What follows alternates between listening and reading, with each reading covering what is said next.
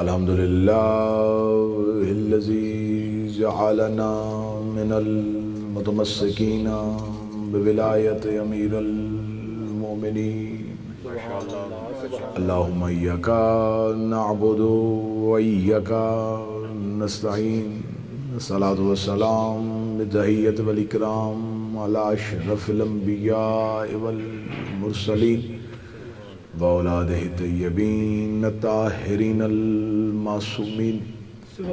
ثم الصلاة والسلام على الصديقة المباركة الرازية المرزية عالمة غير مؤلمة بنت القلم والنون وسر بين الكاف والنون ودليل إرادة كن فيكون وكتاب المكنون.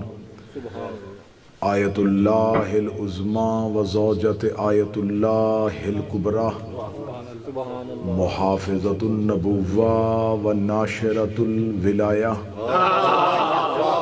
ام الکتاب ام القرآن ام الانوار ام الائمہ ام المعصومین ام العلوم ام الہدی ام الحسن ام الحسین ام المحسن ام العباس و ام ابیہا السیدہ فاطمہ الزہرا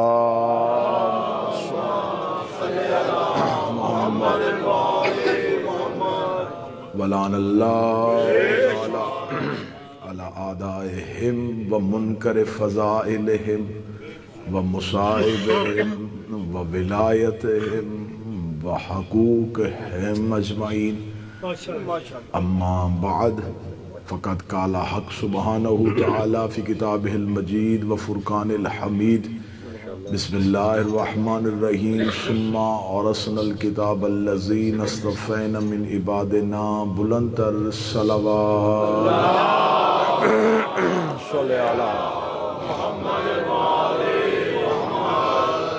دعائے مالکان ذکر بندگان ذکر کا وارثان ذکر کی بارگاہ میں پیش ہونا قبول فرمائے. شہزادی کونین اس عبادت کا بہتر سے بہتر اجر عطا فرمائے. جتنے بھی بیمار اس ذکر میں تشریف فرما ہیں یا بیماروں کو چھوڑ کے آئے ہیں یا بیمار مومنین کے ناموں کو ذہنوں میں لے کے بیٹھے ہیں، فاتح کربلا خالق خاک شفا سید ساجدین کی عزت کا واسطہ میرا مالک آج کی رات کو ان کی شفا کی رات مقرر ہے.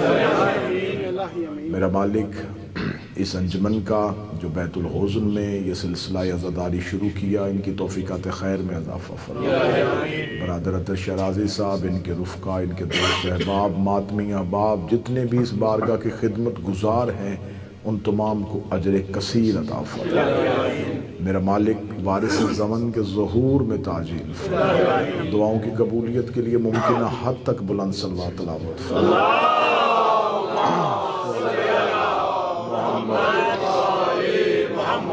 اجازت ہے ذکر شروع کیا جا سکتا. خداوند متعال یہ چاہتا ہے کہ انسان جو اس کی مخلوق ہے وہ ہدایت یافتہ رہے. اس نے انسان کو ہدایت پہنچانے کے لیے کچھ ہادی زمین پہ اتارے، اور وہ اللہ یہ چاہتا ہے کہ وہ زمین پہ جا کے اللہ کی نمائندگی کرتے ہوئے مخلوق پروردگار کو ہدایت کرے. جو سب سے پہلا ہادی اللہ نے زمین پہ اتارا وہ حضرت آدم ہے، اور حضرت آدم اکیلے نہیں آئے، ان کے ساتھ ایک مستور ایک خاتون کو اتارا گیا جسے حضرت حوا کہتے ہیں. یہ حضرت آدم اور حضرت حوا ہی کی اولاد ہے جو آج زمین پہ انسان کہلاتی ہے. حضرت آدم اور حوا نے نسل انسانیت کا آغاز کیا، زمین پہ اپنی نسل کو پھیلایا. جب نسل پھیل گئی تو اب ان کی باقاعدہ تربیت کا بندوبست کرنے کے لیے خدا نے مختلف انبیاء زمین پہ اتارے. پھر حضرت ابراہیم آئے اور انہوں نے اس بکھری ہوئی انسانیت کو ایک ملت کی صورت میں اکٹھا کیا. جب انہوں نے ملت بنائی تو پھر ایک مستور ساتھ تھی جسے ہاجرہ کہتے ہیں. جناب ہاجرہ اور حضرت ابراہیم نے ملت کو اکٹھا کرنے میں اپنا کردار ادا کیا. آج آپ حج کے لیے جائیں تو حج کی زیادہ تر عبادات کا تعلق بی بی ہاجرہ سے ہے.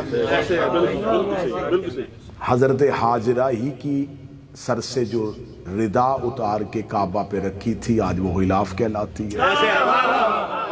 جو صفا و مروہ پہ دوڑی تھیں وہ صحیح کہلاتی ہے. تو یہ ساری عبادات جو ہیں ان کا تعلق حضرت ابراہیم اور حضرت ہاجرہ کے ساتھ. پھر جب ملت بن چکی تھی تو پھر خدا نے جیسے ہی اس ملت کو آگے پھیلایا تو پھر خدا نے ہر حجت کے ساتھ ایک باعزت مستور کا کردار بھی زندہ رکھا. اب تمہید میں اتنا وقت ضائع نہیں کروں گا. چاہے وہ حضرت موسیٰ کے ساتھ آسیہ ہو, جناب عیسیٰ کے ساتھ مریم ہو, تو ہر مستور کا ایک کردار ملے گا. اب عرب کے ریگزار میں جب ہمارے نبی نے کلمہ حق بلند کیا تو ابو طالب کے ساتھ بی بی خدیجہ کا کردار ملا, جس نے اپنے مال کے ساتھ اپنی دولت کے ساتھ اس دور کے ماحول میں اسلام کو مضبوط کیا. بعد از حضرت ابو طالب اور بعد از ملیکۃ العرب دو شخصیات پھر سامنے آئیں. ایک ابو طالب کا بیٹا اور ایک خدیجۃ الکبریٰ کی بیٹی. حضرت اللہم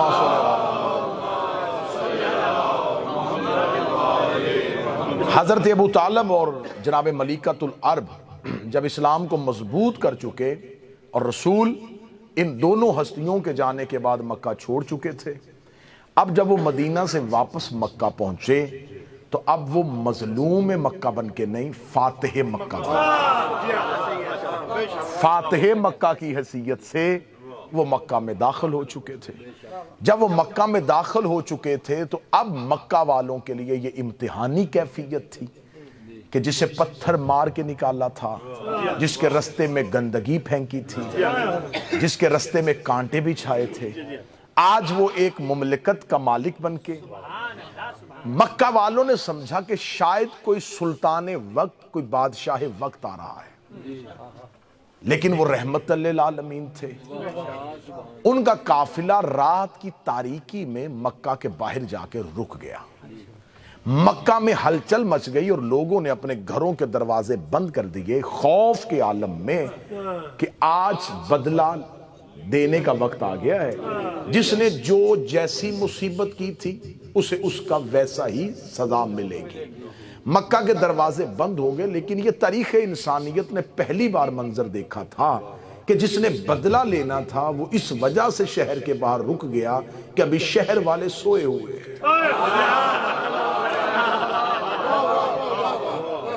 تمہید میں آپ ساتھ دیں گے تو نتیجہ آپ کی سوچوں سے وہ اس لیے رک گئے کہ شہر کے لوگ سوئے ہوئے ہیں, ان کے آرام میں خلل نہ آئے. رات کے اندھیرے میں جو ان کے لشکر کے لوگوں نے مشعلیں روشن کی تھیں, رسالت ماب نے وہ مشعلیں بجھا دیں کہ کہیں مکہ کی پہاڑی پہ کھڑا ہوا بھی کوئی ان آگ کو دیکھ کے پریشان نہ ہو. لہٰذا ان کو سکون سے رات گزارنے دیں اور صبح کو وہ کائنات کا سب سے بڑا فاتح اعظم سفید پرچم لے کے مکے میں داخل ہو, جو اس دور میں امن کی علامت تھا. اور مکہ میں داخل ہوتے ہی اپنے لشکر والوں کو کہہ دیا تلواریں نیاموں میں رہنی چاہیے, نیزے آپ کے اندر ہونے چاہیے, گھوڑا آپ نے دوڑانا نہیں ہے, اونچی آواز میں آپ نے بولنا نہیں ہے, کسی کا دروازہ آپ نے توڑنا نہیں ہے.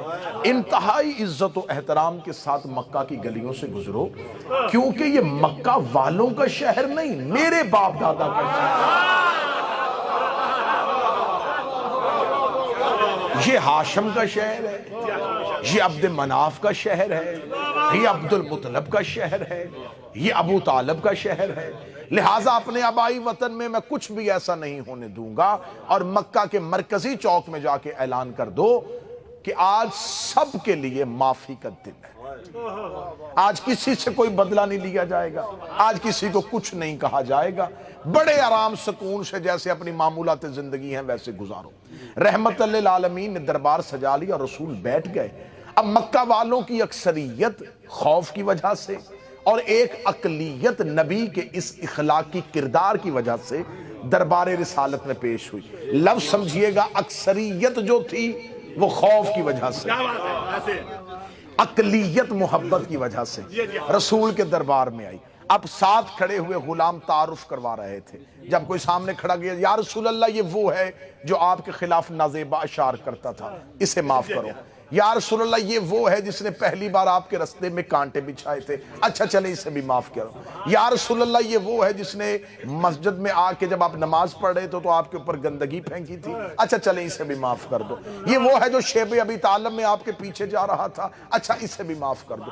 صبح سے لے کے شام تک رحمت عالمین مسکرا کے معاف کرو، اسے بھی معاف کرو، اسے بھی جاؤ میں نے تمہیں معاف کیا، جاؤ میں نے تمہیں معاف کیا، جاؤ میں، یہ صدا مسلسل گونج رہی تھی، جاؤ میں نے تمہیں معاف کیا، جا میں نے تمہیں معاف کیا، جا میں نے تمہیں معاف کیا۔ جب مکہ کی گلیوں میں یہ بات پھیل گئی، وہ تو کسی کو کچھ بھی نہیں کہہ رہا، سزا دے ہی نہیں رہا، وہ تو معاف کیا، جا میں نے تجھے معاف کیا، جا میں نے تمہیں۔ شام کے وقت مکے کا ایک سردار، نام اس کا ابو سفیان ہے، وہ رحمت للعالمین کی بارگاہ میں پیش ہوا، اور بارگاہ رسالت میں جب آیا تو اب اس کے ذہن میں بھی یہ تھا، یہ مجھے بھی کہہ دے گا جا میں نے تجھے معاف کیا۔ جو ہی رسول کا اور اسلام کا سب سے بڑا دشمن نبی کی آنکھوں کے سامنے آیا، لوگوں نے کہا یا رسول اللہ یہ بھی معافی کا درخواست گزار ہے۔ اب رحمت للعالمین کے اہل سنت شیعہ تواریخ کا میزامن رسالت مآب نے اس کی طرف یوں دیکھا، اب چہرے پہ مسکراہٹ نہیں آئی، اب رحمت کے چہرے پہ جلال چمکا، اور کہتے جا میں نے تجھے آزاد کیا۔ لے تمہید مکمل ہو گئی، تمہید مکمل ہو گئی، یہاں تک آپ نے میرا ساتھ دیا، میں آپ کا شکر گزار ہوں۔ آپ نے انتہائی عمدہ طریقے سے تمہید کو سنا، تمہید مکمل ہو گئی۔ رحمت للعالمین نے یہ نہیں کہا جا میں نے تجھے معاف کیا، جا میں نے تجھے آزاد کیا، میں نے تجھے آزاد کیا۔ یہ دراصل بہت بڑا انتقام تھا کسی سردار کے لیے، کسی رئیس کے لیے، کہ اسے یہ جملہ کہا جائے جا میں نے تجھے آزاد کیا۔ اور اس نے اس بات کا بعد میں بہت دفعہ اظہار کیا تھا کہ کاش فتح مکہ کے روز عبداللہ کا بیٹا مجھے قتل کر دیتا۔ اس نے یہ جملہ کہہ کے میری نسلوں کو بھی قید کر دیا ہے۔ اس نے کہا جا میں نے تجھے آزاد کیا۔ پھر اس کے بعد وہ مکے کی گلیوں میں جب بھی پھرتا تھا، مکے کے بچے کہتے تھے یہ ہے وہ جسے مصطفیٰ نے آزاد کیا، یہ ہے وہ جسے پیغمبر نے آزاد کیا۔ مکہ اس کے لیے رہنا قیامت ہو گیا۔ رحمت للعالمین واپس پلٹ کے مدینے آ گئے۔ اس نے اپنی نسل سے کہہ دیا کہ اب مکہ تمہارے رہنے کے قابل نہیں، جتنی دیر زندہ رہو گے ذلت کی زندگی جیو گے، کیونکہ مکہ کا جو سب سے بڑا خاندان تھا بنو ہاشم، اس کے ایک فرزند نے بنی امیہ کے سردار کو کہا ہے جا میں نے تجھے آزاد کیا۔ یہ موضوع آپ بہتر سمجھیں گے، جن کا دیہات اور گاؤں سے تعلق ہے وہ اس موضوع کو سمجھیں گے۔ اب اس کے لیے رہنا مشکل ہو گیا کہ نہیں، اس مکے میں دو ہی تو گھر بڑے تھے، بنو ہاشم، اور اس نے بنو امیہ سے کہہ دیا جا میں نے تجھے آزاد کیا۔ لہٰذا اس نے اپنی نسل سے کہا مکے نہیں رہنا، انہوں نے کہا مدینہ، انہوں نے کہا مدینے بھی نہ جانا، وہاں بھی رسول ہے، وہاں نہ جانا جہاں اسلام ہے، وہاں بالکل نہ جانا جہاں اسلام ہے، یمن، مصر، کوفہ، یہاں نہ جانا۔ اس دور میں شام ایک ایسا، شام اسے جسے آج ہم سیریا اور شام کہتے ہیں، اس دور میں یہ پوری ایک سلطنت تھی۔ آج کا فلسطین، آج کا حمص، آج کا اردن، آج کا لبنان، یہ سارا شام کے اندر تھا، اور یہ اسلام کے آنے سے بہت پہلے کا قدیم ملک ہے۔ آپ نے سنا ہوگا کہ رسالت مآب کے باپ جو حضرت عبداللہ تھے وہ شام تجارت کے لیے گئے تھے جب رسول کا ظہور ہوا۔ یہ شام جو تھا یہ سرسبز علاقہ تھا، یہاں پہ تجارت ہوتی تھی، لوگ یہاں پہ مختلف تہذیبوں کے آ کے آباد ہوئے، اور جہاں مختلف تہذیبیں آباد ہونا اس کا ایک مزاج ہوتا ہے جہاں مختلف تہذیبوں کے لوگ آ کے آباد ہوں وہاں پر یکسوئی نہیں ہوتی، یہاں پر کوئی ایک چیز نہیں ہوتی۔ اب وہاں پر مختلف تہذیبیں تھیں تو اب جا کے شام، اس نے اپنی نسل سے کہا شام منتقل ہو جاؤ، لہذا نسل ابو سفیان شام منتقل ہو گئی۔ اس نے کہا شام میں جا کے کوشش کرنا اقتدار کو قائم کرنا، اور کسی نہ کسی طریقے سے بنی امیہ کی نسل میں سے کوئی اسلام کی سلطنت پہ بیٹھنے کی کوشش کرے۔ اب تیسری خلافت میں یہ ہوا کہ بنو امیہ ہی کا ایک فرزند سلطنت اسلامی کا حکمران بن گیا۔ اب امویوں کے لیے موقع مل گیا۔ اب میں بہتر طریقے سے موضوع آپ کے سامنے پڑھوں گا۔ شام آباد ہو چکی تھی، شام امویوں کے ہاتھ میں آ گیا تھا، لیکن باپ نے وصیت کی تھی ابو سفیان نے کہ اگر میں مر جاؤں اور میرے بعد تمہارے ہاتھ میں حکومت آئے، تمہارے ہاتھ میں اقتدار آئے، جیسے بنی ہاشم نے مجھے مکہ میں یہ کہا تھا جہاں میں نے تجھے آزاد کیا، نسل مصطفیٰ میں سے کسی ایک کو قیدی بنا کے سامنے کھڑا کرنا۔ میں فضائل پڑھ رہا ہوں، اور کہنا کہ جا میں نے تجھے آزاد کیا تاکہ میرا بدلہ پورا ہو سکے، اس ذلت کا بدلہ اتر چکے کسی طریقے سے، کیونکہ عربوں میں کینہ بغض نسلوں میں چلتا تھا۔ یہ نسلوں کو بغض دے کے جاتے تھے، یہ ورثے میں بغض دے کے جاتے تھے۔ باپ نے کہا میری قبر پہ نہ آنا جب تک ہاشمیوں سے یہ بدلہ نہ لے لو۔ آخر ہاشمیوں نے پورا زور لگایا، ایڑی چوٹی کا زور لگایا، شام میں اپنا تسلط قائم کیا، شام نے اپنی حکمرانی قائم کی، مدینہ کے مرکز حکومت میں امویوں کا حکمران آ گیا۔ اب انہوں نے کوشش کی مدینہ بھی ہمارے پاس آ گیا، شام بھی ہمارے پاس آ گیا، اب ہم آل رسول کو، اہل بیت کو کوئی چیلنج کرتے ہیں۔ انہوں نے امیر المومنین کے دور حکومت میں بڑی کوشش کی کہ علی کو کسی طریقے سے شام لے کے آئیں، لیکن امیر المومنین کوفہ پہنچے، کبھی جمل میں انہیں شکست دی، کبھی صفین میں انہیں شکست دی، کبھی نہروان میں انہیں شکست دی۔ دور امیر المومنین گزر گیا، یہ علی سے وہ بدلہ نہ لے سکے۔ پھر آ گیا امام حسن کا دور، انہوں نے کہا ہم حسن کو شام لے کے آئیں گے۔ میرے مولا حسن نے ایک معاہدہ لکھ کے ان کی سازش کو وہی ختم کر دیا۔ ادھر آ گیا مولا حسین کا دور، ادھر معاویہ بن ابو سفیان مر گیا۔ یزید نے تخت پہ بیٹھتے ہی ہوئے کہا میرے دادے کی وصیت تھی، میرے باپ کی حسرت تھی، نہ دادے کی وصیت ابھی تک پوری ہوئی، نہ باپ کی حسرت پوری ہوئی۔ 70 سال ہو گئے ہیں ہم انضمام میں اقتدار کو سنبھالے ہوئے، اب میں کوئی دیر نہیں کروں گا، اب میں ہاشمیوں سے بدلہ لوں گا۔ انہوں نے امام حسین سے بیعت کا مطالبہ کر لیا۔ حسین مکے پہنچے، اس نے حاجیوں کے لباس میں قاتل بھیجے، حسین وہاں سے بھی چل پڑے۔ حسین اس کی سازش کو دیکھتے رہے، حسین کربلا میں آ کے سو گئے۔ اس نے عمر ابن سعد کو یہ پیغام بھیجا تھا کہ کسی ایک ہاشمیوں کے مرد کو زندہ بچا کے شام لے کے آؤ۔ تو نے اب ذرا ذہن میں رکھیے گا، میں تاریخ آپ کو سنا رہا ہوں، جن بھیڑیوں نے علی اصغر نہیں چھوڑا انہوں نے سجاد زندہ کیوں رکھا؟ کیونکہ حکم یزید تھا کہ نسل حسین میں سے ایک بیٹا قیدی بنا کے شام لے کے آؤ تاکہ میں باپ کی وصیت، دادے کی وصیت پوری کر سکوں۔ ادھر سید الساجدین کربلا سے، میں فضائل پڑھ رہا ہوں، کربلا سے چل پڑے۔ جیسے جیسے یہ قافلہ توہین شام کے قریب جا رہا تھا، یزید کے اندر کی حسرت جاگ رہی تھی، اب میں بدلہ لوں گا۔ وہ 70 سال پہلے وہ جو فتح مکہ کا بدلہ تھا، وہ جو باپ کی حسرت تھی، وہ جو دادے کی حسرت تھی، اس نے پورا شہر سجا لیا، اس نے روثہ بلا لیے، اس نے حکمران بنا لیے، تاکہ پھر مکے والوں نے صرف ہماری ذلت دیکھی تھی، اب جب میں ہاشمیوں سے بدلہ لوں گا صرف شام نہ دیکھے، مصر بھی دیکھے، یمن بھی دیکھے، اردن بھی دیکھے، کوفہ بھی دیکھے، مکے بھی دیکھے، مدینے کے لوگ بھی دیکھے۔ اس نے پورا شہر سجا لیا، پورا شہر خالی کروا دیا۔ آج ہم نے لینا ہے وہ مکے والی شکست کا بدلہ۔ قافلہ توحید شام کی طرف بڑھتا جا رہا تھا، یہ لوگ اکٹھے کرتا جا رہا تھا، دربار سجاتے جا رہا تھا۔ آج 70 سال کے بعد بنی امیہ کی جیت کا اعلان ہونا تھا، آج بنی امیہ کی فتح کا اعلان ہونا تھا۔ ان کو قیدی بنا کے لے کے آیا جا رہا تھا۔ جیسے ہی سید الساجدین کا قافلہ بازار شام سے گزرتا ہوا دربار کی جانب بڑھا، اس نے اپنا بہت اونچا تخت لگایا، اس تخت پہ جا کے بیٹھا۔ اس نے اپنے سر پہ اپنے دادے ابو سفیان والی پگڑی رکھی، اس نے گلے میں سونے کا ہار پہنا، اس نے اپنے پورے پورے شہانہ پروٹوکول کے ساتھ دربار میں بیٹھ کے کہا اب میں وہی فتح مکہ والا بدلہ لوں گا۔ ادھر سید الساجدین کا پہلا قدم دربار کے اندر داخل ہوا، اس نے کہا حسین کے بیٹے کو میرے آگے لے کے آؤ۔ ادھر سید الساجدین چلتے چلتے 17 سیڑھیاں اس کا تخت تھا، اس کے تخت کے نیچے جا کے سجاد کھڑے ہوئے۔ جو ہی سجاد کھڑے ہوئے اس نے کہا اب لوں گا بدلہ۔ اس کے دل میں وہ 70 سال والی حسرت لفظ بن کے جاگتی ہوئی اس کے حلق میں آ گئی۔ اب اس کے حلق میں جملہ رکا ہوا تھا کہ میں وہی جملہ پلٹاؤں گا، جا میں نے تجھے آزاد کیا،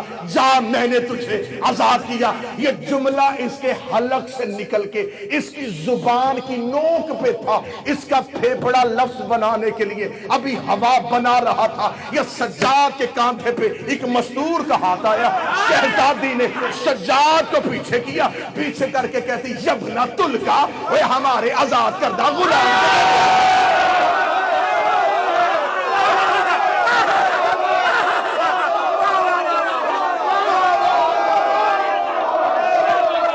جس بندے کو محنت دے بولے یبنا تلکا،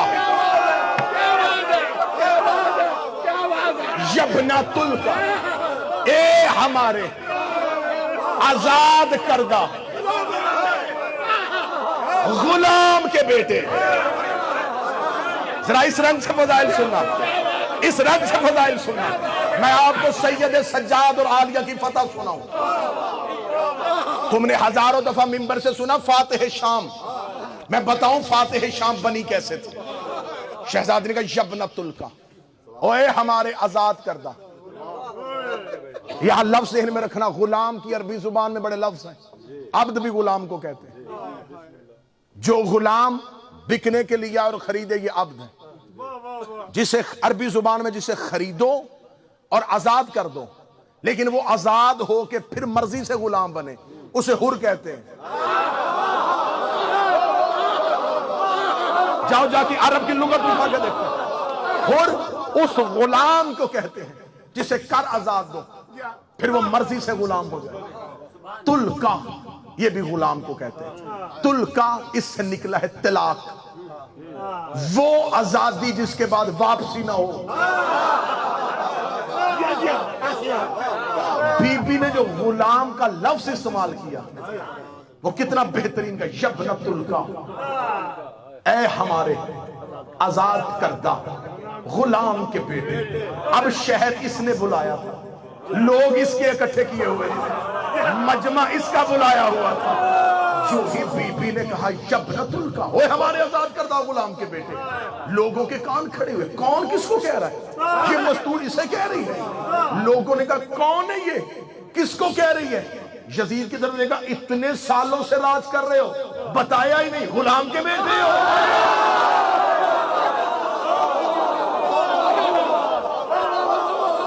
اتنے سالوں سے تخت پہ بیٹھے ہوئے ہو، راج کر رہے ہو، بتایا ہی نہیں، مکے میں غلام تھے۔ بی بی نے کہا یبنۃ الکا۔ اب دیکھنا حسب جو ہوتا ہے نا، اور حسب اور نسب یہ دو طریقوں سے چلتا ہے، باپ سے بھی اور ماں سے بھی۔ کچھ ایسے لوگ ہوتے جیسے نوح کا بیٹا، باپ نبی تھا، ماں کا کردار ٹھیک نہیں تھا۔ لوط نبی تھا، ماں ٹھیک نہیں تھی۔ یہ نہج البلاغہ کی بیٹی بول رہی ہے۔ بی بی نے دیکھے یبنۃ الکا، اوے ہمارے آزاد کردہ غلام کے بیٹے۔ اس سے پہلے کہ عرب والوں کے ذہنوں میں دوسری بات آتی، ہو سکتا ہے باپ غلام ہو اور ماں ہی کسی اچھے خاندان سے ہو، اگلی سطر میری شہزادی کے نہ ہو، میں زبان کاٹ کے پھینک دوں گا۔ دیکھے گا یبنۃ الکا، اوے ہمارے آزاد کردہ غلام کے بیٹے، کہنے گا یبنہ زرکا، اوے جھنڈے والی عورت کے بیٹے۔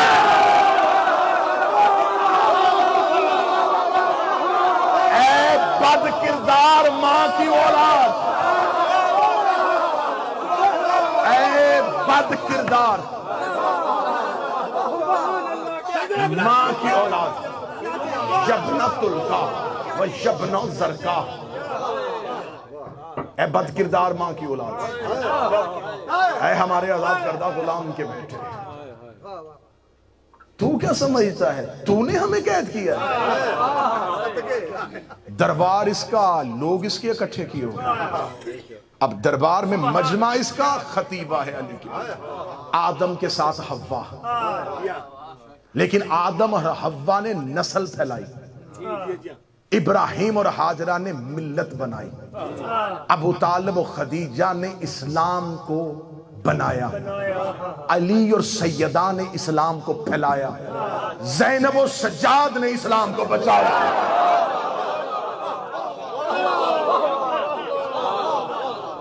نہ سمجھنا، میں منت کر کے کہہ رہا ہوں، کبھی ان زاویوں سے سمجھا کرو اہل بیت کو۔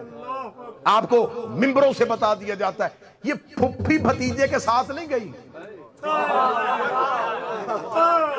کربلا میں بہن بھائی کے ساتھ نہیں ہے۔ مولا فرماتے ہیں یہ تو ہم تمہارے لیے رشتوں کے نام رکھتے ہیں، یہ تمہاری پہچان کے لیے رکھتے ہیں، یہ اصغر ہے یہ اکبر ہے، ورنہ ہمارے گھر میں کوئی اصغر نہیں ہوتا۔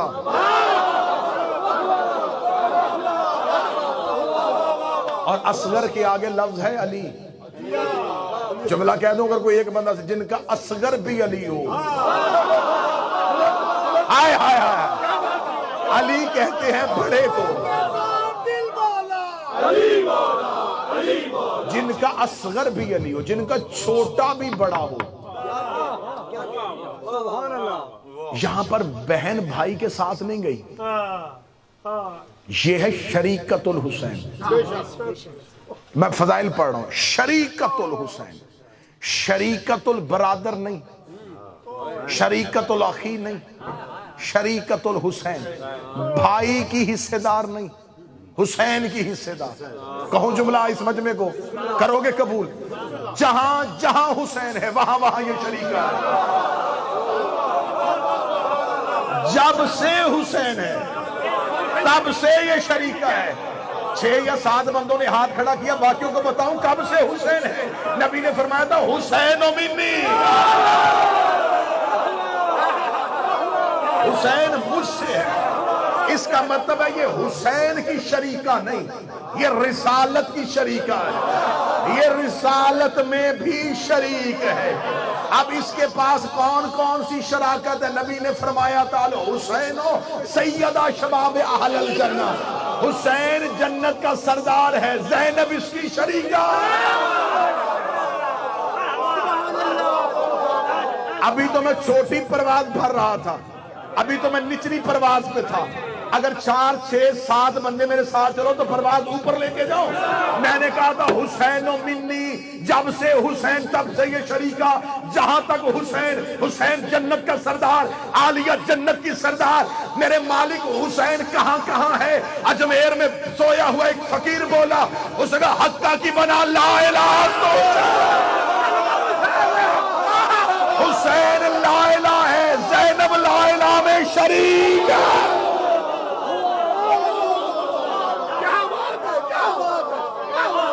کلمے میں شریک ہے، کلمے میں شریک ہے، یہ ہے شریکت۔ اس انداز سے کبھی سننا، یہ شہزادی بہن بھائی کے ساتھ نہیں، حجت کی ضرورت بن کے گئی، امامت کی ضرورت کا نام عالیہ ہے۔ چلو تمہارا حق بنتا ہے کہ جنہوں نے اتنی محبت سے ہاتھ کھڑے کیے، میں اگلا معرفت کا موتی بھی تمہیں دوں۔ قوانین ہوتے ہیں، حجت کی دنیا میں قوانین ہوتے ہیں۔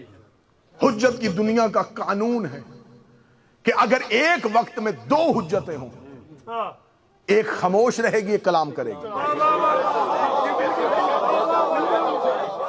حضرت ابراہیم حضرت اسماعیل ایک دور ہے، ابراہیم کلام کرے گے، اسماعیل خاموش رہیں گے، یعقوب کلام کریں گے، یوسف خاموش رہیں گے، موسیٰ کلام کرے گا، ہارون خاموش رہیں گے، مصطفیٰ کلام کریں گے، مرتضیٰ خاموش رہیں گے،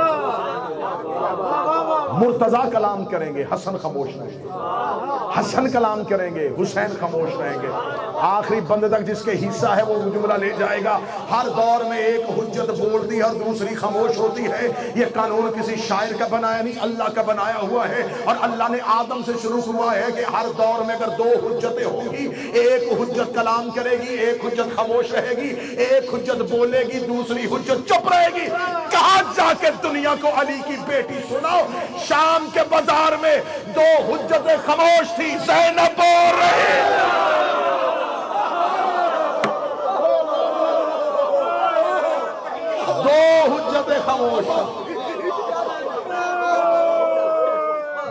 हुज्जतें खामोश हैं और आलिया बोल रही है, क्योंकि इन हस्तियों के फजाइल पढ़े ही नहीं जाते। इनकी जिंदगी में सिर्फ मुसाहिब पढ़ पढ़ के मैं इनके मुसाहिब में से फजाइल निकाल के सुना रहा हूं। आप जज्बात पे काबू रखिएगा, वरना मुझे मजबूरन मुसाहिब की तरफ आना पड़ेगा। ये है अली की बेटी, दो हुज्जतें, दोनों वक्त के इमाम, एक दौर का इमाम, एक आने वाला इमाम। दो इमाम थे खामोश। खुतबा किसने दिया? शहजादी ने। कूफा में खुतबा किसका? आलिया का। शाम में किसका? आलिया का। दरबार में किसका? आलिया का। 19 खुतबे हैं कूफे से लेकर शाम तक, अली की बेटी ने दिए हुए। अली की बेटी ने खुतबा दिया। अब ये मजमा मुझे बोल के बता, मैं मार्फत का मोती तुम्हारे हवाले करूं जो शाम में सैयदा से खैरात में मिला है। मुझे बोल के बताओ, ये शहजादी ने बाजारों में खुतबे दिए थे, ये किसके लहजे में दिए थे? अली के लहजे में, अली के लहजे में, अली के लहजे में। मुझे इज्जत मिंबर की कसम है, मुझे अली का लहजा 2 ही जगहों पे नजर आया है। या मेराज पे अल्लाह अली के लहजे में बोला था, या बाजार में ज़ैनब अली के।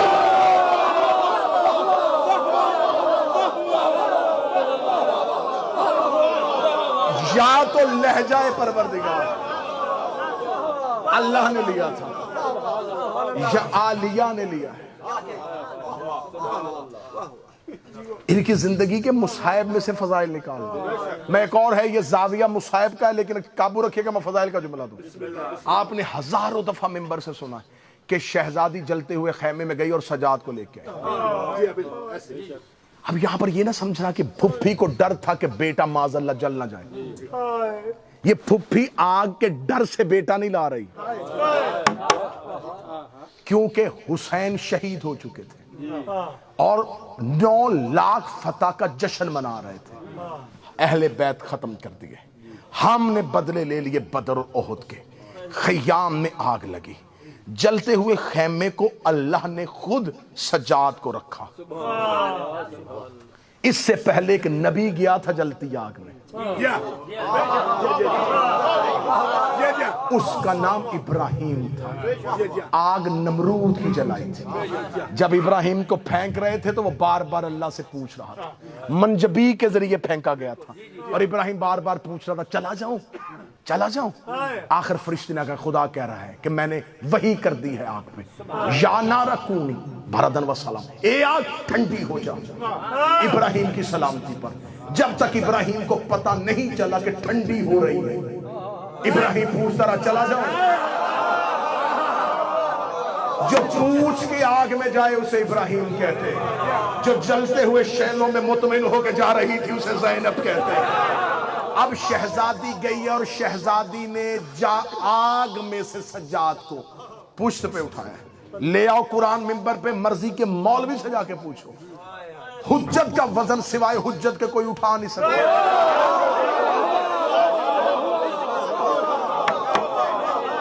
फतेह मक्का पे रसूल ने कांधे झुकाए, अली मेरे कांधों पे आ, काबे को बुतों से पाक कर। एक सहाबी ने आके कहा, या रसूल अल्लाह, बेहतर नहीं क्या बुजुर्ग हैं आप जो अली को उठाएं, हम आपको उठा लें, आप काबे को बुतों से पाक करें। रसूल ने फरमाया, पीछे हट, तुझे नहीं पता नबुव्वत का वजन सिवा इमामत के कोई उठा नहीं सकता। हुज्जत का बोझ सिवाय हुज्जत के कोई नहीं उठाता।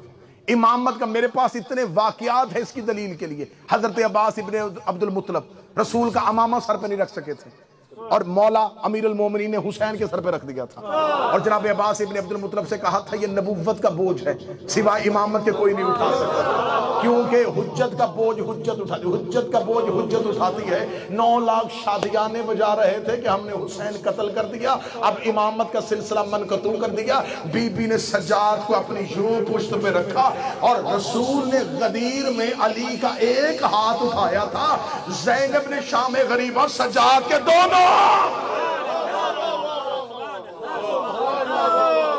दोनों हाथ उठा के कहा, हाज़िल इमाम, ये है इमाम। अब शहजादी ने देखे कहा, तू क्या समझता, तुझे हमने कैद किया है। एक खुतबा में पढ़ूंगा शहजादी का, ये है खताब। अब क्योंकि सैयदुल साजिदीन पढ़ना है तो मुझे जुमला पढ़ने देना। अब सैयदुल साजिदीन कोई ना समझे, कड़ियों में थे, सर झुका के रोते रहे, गिरिया बुजदली नहीं थी, تشہیر کربلا تھی۔ جاؤ جا کے دیکھو کہ اللہ نے جس طرح ہر نبی کو صفت دی ہے، ہر نبی کو معجزہ دیا ہے، یعقوب کے پاس کیا تھا؟ گریا۔ حضرت یعقوب کی صفت تھی رونا۔ رونا نبیوں کی صفت ہے۔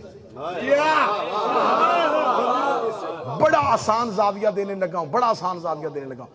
کسی سے پوچھنا کہ جناب یعقوب تو تھے، وہ اللہ کے نبی تھے، روتے کیوں تھے؟ کہتے تھے اس لیے کہ یوسف بچھڑ گیا تھا۔ اچھا، پتا تھا نا نبی کو علم نبوت سے کہ یوسف زندہ ہے، تو جب پتا تھا پھر روئے کیوں؟ روتا ہے انسان اندر کی تکلیف سے۔ جب یقین تھا کہ یوسف زندہ ہے اور بھیڑیے نے نہیں کھایا اور وہ مصر پہنچ گیا ہے اور وہ بادشاہ بننے والا ہے، پھر یعقوب رو کیوں رہے تھے؟ جناب یعقوب کا رونا جو تھا وہ معاذ اللہ کوئی بزدلی نہیں، کوئی تکلیف نہیں تھی۔ یعقوب رو اس لیے رہے تھے کہ یعقوب جس ماحول میں رہ رہے تھے، یوسف کے دشمن قبیلے کے لوگ نہیں تھے، سگے بھائی تھے، برادران یوسف یوسف کے دشمن تھے۔ وہ کنویں میں پھینک کے آئے تھے اور جرم چھپا رہے تھے۔ اللہ کا نبی رو رہا تھا اور وہ بار بار کہتے چپ ہو جا، کیوں روتا ہے؟ اللہ نے یعقوب کو زیادہ رو تاکہ مجرم بے نقاب ہو۔ کوئی بندہ ہے جو سجاد سننے کے لیے آئے؟ اس رنگ سے سجاد سنو، زیادہ رو۔ جتنا یعقوب روتے رہے اتنا بھائیوں کو تکلیف ہوتی تھی۔ کیوں تکلیف کیوں ہوتی تھی؟ یعقوب صبح اٹھتے رونا شروع کر دیتے اور گھر میں نہیں روتے تھے، بازار میں جا کے، بازار میں جا کے رونا۔ بھائیوں نے آ کے ایک دوسرے سے کہنا وہ پھر گلی میں رو رہا ہے۔ روتے تھے، لوگ گزرتے تھے، کیوں رو رہا ہے؟ میرا یوسف، میرا یوسف، میرا یوسف۔ مجرم ڈر گئے کہ ایسے اگر روتا رہا ایک دن کہانی کھل جائے گی کہ ہم نے کیا کیا تھا۔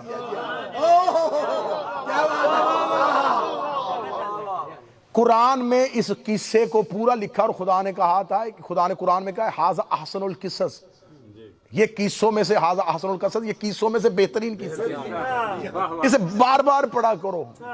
اللہ نے قرآن میں واقعات کتاب موٹی کرنے کے لیے نہیں لکھے، نصیحت کے لیے لکھے، بار بار اس قصے کو دہرایا۔ اور ایک یہاں پر ایک اور بھی ہے، جب جناب یوسف مصر میں بادشاہ ہو گئے تھے اور بھائی آئے تھے اور بھائیوں کو نہیں پتا تھا کہ یہ یوسف ہے، انہوں نے یہی سمجھا کہ یہ مصر کا بادشاہ ہے اور اس سے ملنے کے لیے آئے۔ تو جب آئے تو جناب یوسف نے ایک کمرے میں، جس کمرے میں ان کا دسترخوان لگایا تھا، وہاں ایک شخص کو کہا کہ مصور کے کہا کہ دیوار پہ ایک تصویر بنا۔ اس میں تصویر میں عکس دکھا کہ ایک کنویں کے اندر کچھ لوگ ایک بچے کو پھینک رہے ہیں اور اس تصویر کے آگے پردہ لگا۔ تصویر مصور نے بنائی اور جناب یوسف نے پردہ لگوا دی۔ جب بھائی دسترخوان پہ بیٹھ گئے اور یوں کہ آج شاہی کھانا کھائیں گے، یوں ہاتھ میں لقمہ تھا، یوسف نے غلام سے اشارہ کیا پردہ ہٹا۔ جیسے ہی پردہ ہٹا تصویر پہ نظر پڑی، تفسیریں کہتی ہاتھ سے لقمے گر گئے۔ یوسف نے کہا کھاتے کیوں نہیں؟ کہتے ہیں اس کے آگے پردہ کر دیں، جہاں پردہ لٹکا تھا لٹکا دیں۔ بڑے دھیمے لہجے میں اونچی بات قرآن سے کرنے لگا ہوں، وہ تصویر حقیقت نہیں تھی، وہ شبیہ تھی۔ شبیہ سامنے آئے، قاتل کو جرم یاد آ رہا، شبیہ دیکھ کے نکاح نہیں ٹوٹتا، بندوں کو جرم یاد آ جاتا۔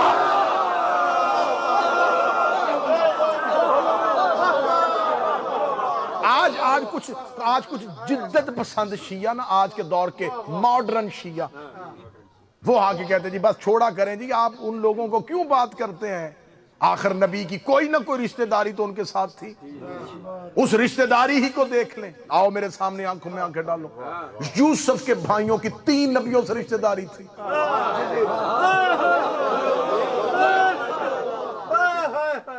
یعقوب کے بیٹے تھے، یوسف کے بھائی تھے، اسحاق کے پوتے تھے۔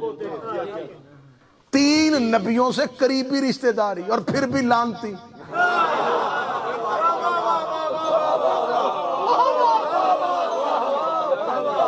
اچھا مجھے کوئی بندہ یہ بھی ثابت کر دے کہ برادران یوسف نے کلمہ نہ پڑھا. کلمہ بھی پڑھا, تھے بھی یعقوب کی شریعت پہ اور یعقوب کے مذہب پہ اور یعقوب کے دین پہ, پھر بھی لانتی ہو گئے. برادران یوسف کلمہ پڑھنے کے باوجود لانتی کیوں ہیں؟ کلمہ بھی پڑھا ہے اور 3 نبیوں کے رشتہ دار بھی ہیں. اور نہیں جی ہمارا ممبر آل محمد کے لیے ہے جی. جس بندے کو کوئی نہ سمجھ آتی یاسر میں, وہ کہتا جی اپنوں کے فضائل پڑھو, ہمیں ضرورت کیا ہے جی, سانوں کی ضرورت ہے دوسرے نے چھیڑ دی. اپنے آدھے فضائل پڑھو. اللہ سے کہو نا صرف اپنوں کے فضائل پڑھ. میرے لگ تیرا مقابلہ نہیں بنتا. تو قرآن میں کبھی نمرود کی بات کرے, کبھی فرعون کی بات کرے, کبھی شداد کا تذکرہ, کبھی ابلیس کا تذکرہ. بس ٹھیک ہے تو اپنوں کی بات کر. کہتے جی نہیں مجلسوں میں ان کے نام ہی نہیں لینے چاہیے. تو جس قرآن کو چومتے اس کے اندر فرعون کا نام ہے, اس کے اندر ابلیس کا نام ہے. تو اب خدا نے اس وقت تک محبت نہیں رہتی جب تک دشمن سے نفرت نہ ہو. اب برادران یوسف کس بات کا لڑائی کس بات کی تھی؟ مسلمان بھی تھے, صاحب کلمہ بھی تھے اور 3 نبیوں کے رشتہ دار بھی تھے. ایک جرم ان کو کھا گیا, وہ یوسف سے حسد کرتے تھے کیونکہ نبی کرتا تھا یوسف سے پیار.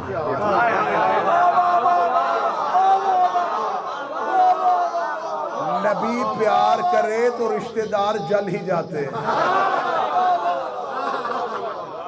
نبی محبت کرتا تھا وہ جلتے تھے.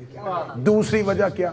وہ اس لیے جلتے تھے کہ یوسف کے پاس ایک ایسا عہدہ تھا جو ان کے پاس نہیں. وہ جلتے تھے کہ جو یہ ہے وہ ہم کیوں نہیں. اور ان کو یہ نہیں پتا تھا کہ یہ جو یہ ہے نا یہ یعقوب نے نہیں بنایا, یہ اللہ نے بنایا.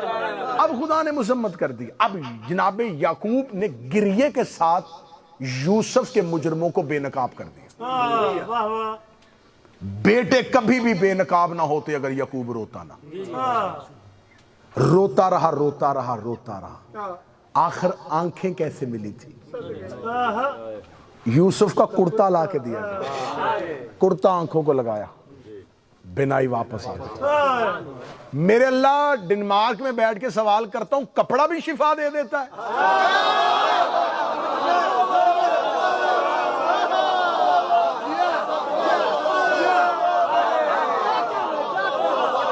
میرے اللہ کپڑا اللہ تو نہیں ہے, یہ کپڑے نے نبی کو آنکھیں کیسے دے دی؟ نبی کو, امتی کو نہیں, نبی کو کپڑے نے آنکھیں دی کہ جس سے محبت ہو اس کی نسبت سے کپڑا بھی لگاؤ تو شفا مل جاتی ہے.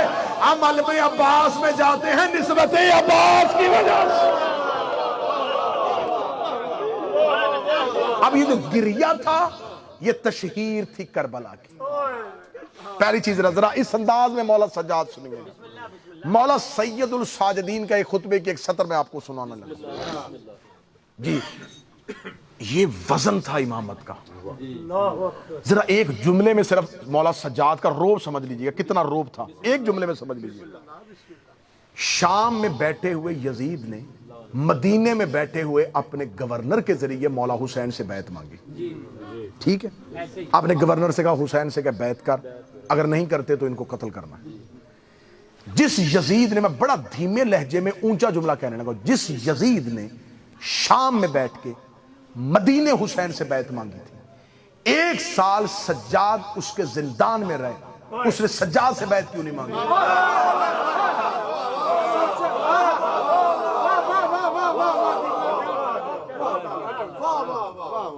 بھائی امام ہی سے بیعت چاہیے تھی نا, تو مولا حسین نے نہیں کی, مولا سجاد سے مانگ لیتا کہ چل تیرے باپ نے کی تو کر.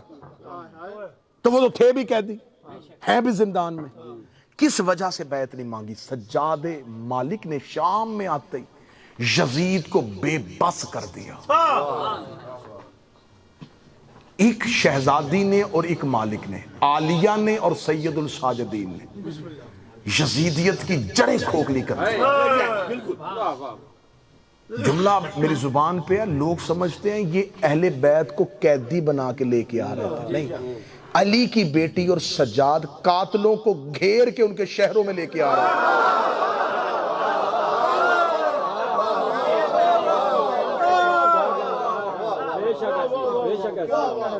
ذرا پوری کی پوری اسی کہانی کو اس زاویے سے دیکھنا جس سے میں دکھا رہا ہوں، کیونکہ مولا حسین کا قتل ایک لکودک صحرا میں ہوا تھا، میڈیا کوئی نہیں، دور صحرا جس کے ارد گرد کوئی آبادی نہیں، اور 9 لاکھ کے اجتماع نے کیا تھا۔ قاتل کا سراغ لگنے کا کوئی جواز ہی باقی نہیں تھا کہ جو امام حسین کے ساتھی تھے وہ قتل کر دیے، اور پورے کا پورا مورخ جو تھا وہ بنی امیہ کے کنٹرول میں تھا، ان کی مرضی کے سارے گورنر تھے موجود۔ آج ہمیں 1400 سال کے بعد آپ کو ڈنمارک میں جزیرے کے اندر بیٹھ کے پتا ہے کہ اکبر کا قاتل کون ہے،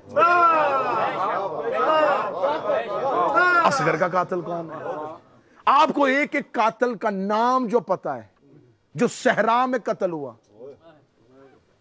میں مولا سجاد کی طاقت بتانے لگا ہوں، طاقت کتنی تھی مولا سجاد میں۔ عالیہ اور مولا سجاد نے کون سا کام کیا؟ 4 قتل سیدوں کے مدینے میں ہوئے، شہر میں ہوئے، آبادی میں ہوئے، مرکز میں ہوئے۔ چاروں کے قاتل آج 2023 تک بے نقاب نہیں ہوئے۔ رسول کا قتل ہوا مدینے میں، ریلت نہیں ہوئی، نبی طبعی موت نہیں مرتے، بیماری سے وہ مرتا ہے جس کو اپنے طبیعت میں، اپنے بدن میں اعتدال توازن نہ رہے۔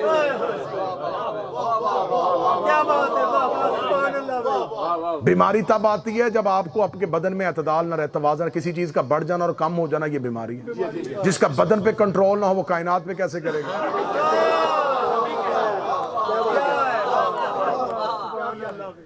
بیماری کی وجہ سے نہیں، زہر دی گئے میرے رسول کو، زہر دی گئے میرے رسول کو۔ صحیح بخاری میں ہے، چلو میں اشارہ کر کے گزر جاتا ہوں اپنے سنی بھائیوں کے لیے، صحیح بخاری میں ایک حدیث لکھی اور مسلم نے بھی اس کو لکھا ہے کہ رسالت مآب کو آخری وقت میں دوا پلائی جا رہی تھی، رسول ہاتھ سے منع کر رہے تھے۔ دوا میں شفا ہوتی تو منع کیوں کرتے؟ وہ جو شفا کا حکم دیتا ہے، وہ جو دوائی کا حکم دیتا ہے، وہ منع کیوں کر رہا تھا؟ رسالت مآب کا قتل ہوا، قاتل چھپ گیا۔ میں تھوڑا طویل کر دوں، کوئی مسئلہ تو نہیں ہے؟ شرائع صاحب نے آج مجھے کہا تھا جی ذرا کھل کے پڑھ لے، تو میں نے کہا جی کھل کے پڑھنے سے مراد کیا ہے؟ کیونکہ میرے پاس کھل کے پڑھنے کے بھی کئی زاویے ہیں نا جی، کہ پتہ نہیں کون سا کہہ رہے ہیں، تو میں نے پھر چونک کے پوچھا تھا جی کھل کے پڑھ دوں؟ انہوں نے کہا نہیں، اس کا مطلب ہے کہ لمبا پڑھ دیں۔ تو اس لیے میں تھوڑا سا وہ وقت والی جو ہے نا جی آپ کو زحمت دے رہا ہوں۔ رسول کا قتل مدینے میں قاتل چھپ، آج تک نہیں پتا۔ شیعہ بھی رحلت کہتے ہیں، وفات رسول کہتے ہیں، شہادت رسول شیعہ بھی کہنے کے لیے تیار ہیں۔ جناب سیدہ کا قتل مدینے میں ہوا، میں فضائل پڑھا، اصل قاتل آج تک چھپے۔ مولا امام حسن کا قتل مدینے میں ہوا۔ ایک عورت کے سر پہ الزام لگایا کہ جودہ بنت اشد نے زہر دی تھی، یہ کسی نے بتایا کہ زہر پہنچائی کس نے تھی، کون شخص لے کے آیا تھا، یہ کس کی بیٹی تھی، کس کی بھانجی تھی، کہاں سے چلی تھی، لالچ کیا دیا گیا تھا، کچھ بھی۔ مولا حسین کا قتل، مولا امام حسن، مولا امیر المومنین، جناب سید اور جناب رسول، 4 قتل مدینے، شہر، آبادی، مرکز میں ہوئے۔ قاتل آج 2023 تک بے نقاب نہیں ہوئے۔ جو شہر میں قتل ہوئے چند لوگوں نے کیے، وہ قاتل چھپ گئے، اور جو ایک صحرا میں 9 لاکھ نے مل کے کیا تھا، وہ قاتل آج تمہیں یہاں جزیرے میں بیٹھ کے کیسے پتا چلا؟ ایک ہی سطر پڑھوں گا اور اسی سطر میں ہی پورا مضمون ہے۔ زینب و سجاد 4 کے قاتلوں کو گھیر کے لے آئے۔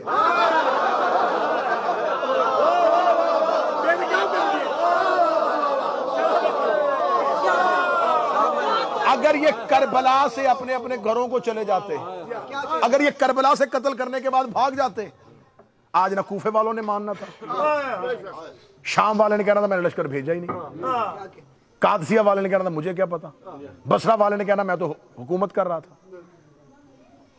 عالیہ ایک ایک قاتل کو اس کے دروازے تک لے کے آئی۔ آج تاریخ کو پتا چل گیا کہ قاتلان حسین میں سے کوفے سے کون کون گیا تھا، شام سے کون کون تھا۔ یہ جو 36 شہر ہے نا، یہ 36 شہر نہیں تھے، یہ پوری قاتلوں کی پٹی تھی جہاں سے عالیہ گزرتی گئی ہے اور قاتلوں کا بتاتی گئی ہے۔ اس شہر سے اتنے قاتل گئے تھے، بی بی گھیر کے ان کو لے کے آئی۔ اب مولا سجاد کے مجھے خطبے کا ایک جملہ پڑھ، مولا سجاد جب دربار میں آئے ہیں تو عالیہ بھی بول رہی ہیں اور مولا سجاد کا ایک خطبہ۔ جب سید الساجدین دربار میں آئے تو اب سید الساجدین جو ہے نا وہ قیدی ہاتھوں کے ساتھ کھڑے۔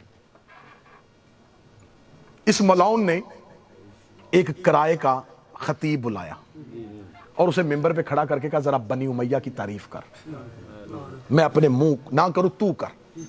اس خطیب نے آ کے ابو سفیان کے قصے، معاویہ کی تعریفیں اور اللہ کی قرآن کی وہ آیتیں جو اہل بیت کے لیے آئی تھی نا، ان کا شان نزول بنی امیہ بنا، یہ بھی بنی امیہ کے لیے۔ اب یہ ساری چیزیں وہ کیوں کروا رہا تھا کہ سجاد قیدی حالت میں کھڑے ہیں، یہ چپ رہیں گے اور ان کا چپ رہنا ان کی تائید بن جائے گا۔ جب وہ خطیب بول رہا تھا تو سید الساجدین نے کڑیوں سے سر اٹھایا۔ پہلا جملہ ہے جو کتابوں کا میں پڑھنے لگا ہوں، مولا فرمایا ویلک ایھا الخاطب۔ ویل کہتے ہیں جہنم کی ایک وادی، یہ لفظ آپ کو قرآن میں نظر آئے گا، ویل للمصلین الذین، جہنم کی آخری وادی ہو ان نمازیوں کے لیے۔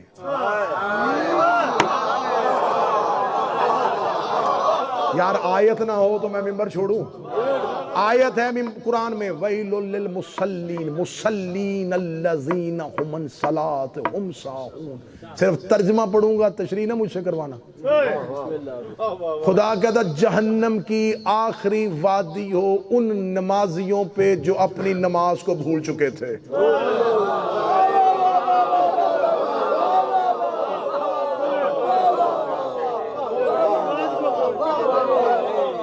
اب یہ پھر کبھی کسی اور موقع پہ چھیڑنا کہ وہ کون سی نماز تھی جسے وہ بھول چکے تھے۔ خدا کہتا جہنم کی آخری وادی ہو، یہ خدا نے یہ لفظ استعمال کیا تھا، خدا نے قرآن میں استعمال کیا، سجاد نے دربار میں استعمال کیا۔ خدا نے کہا تھا کہ ویل، جہنم کی ایک وادی کا نام، جہنم کی وادی ہے ان نمازیوں کے لیے جنہوں نے اپنی نماز کو، اپنی صلات کو منہ پھیر لیا، اپنی صلات سے منہ پھیر لیا۔ مولا سجاد نے کہا ویلو کا ایھا الخاطب، ویل ہو تجھ پہ اے خطیب، اشترک بالرذائق المخلوق بسبب الخلق، مخلوق کی خوشنودی کے لیے اللہ کی دشمنی خرید رہا ہے۔ میرے مولا سجاد کا یہ جملہ میں کہتا ہوں ہر امام بارگاہ میں ممبر کے پیچھے لکھا ہونا چاہیے۔ ہر امام بارگاہ کے ممبر پہ یہ جملہ مولا سجاد کا لکھو کہ مولا سجاد نے دربار میں کھڑے ہو کے کہا تھا جہنم ہو تجھ پہ اے خطیب، تم مخلوق کی خوشنودی کے لیے اللہ کی دشمنی خرید رہا ہے، تاکہ اگر کوئی ممبر پہ بیٹھ کے علی کو بھونکے پیچھے سے سجاد کی لعنت ہو رہا ہے۔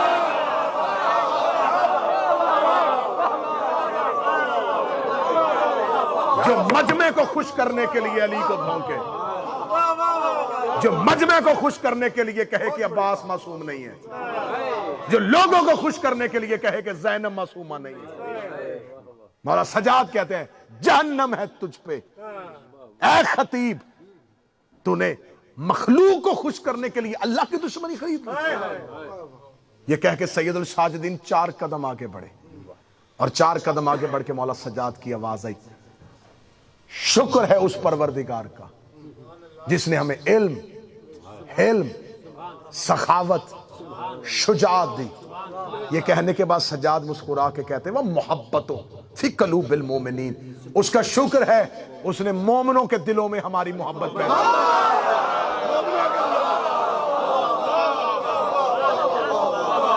محبت فی قلوب المومنین، اس نے مومنین کے دلوں میں ہماری محبت پیدا کی۔ ان سے محبت کی نہیں جاتی، اللہ پیدا کرتا ہے۔ ایک شخص نے میرے 8ویں امام سے آ کے کہا تھا کہ میرے اوپر کچھ تھوڑا سا قرضہ ہے، اگر آپ وہ میرا قرضہ اتروا دے نا تو میں آپ کا شیعہ ہو جاؤں گا۔ مولا صاحب نے کہا کتنا قرض ہے؟ اس نے کہا اتنے دینار۔ مولا فرمایا یہ پکڑ دینار، تو شیعہ نہیں ہو سکتا۔ اس نے کہا میں اپنی مرضی سے ہو رہا ہوں۔ مولا فرمایا تجھے کس نے کہا ہے کہ تو اپنی مرضی سے ہو رہا ہے؟ تیرا وہاں نام لکھا نہیں، روحوں نے ہماری ولایت کا اقرار کیا۔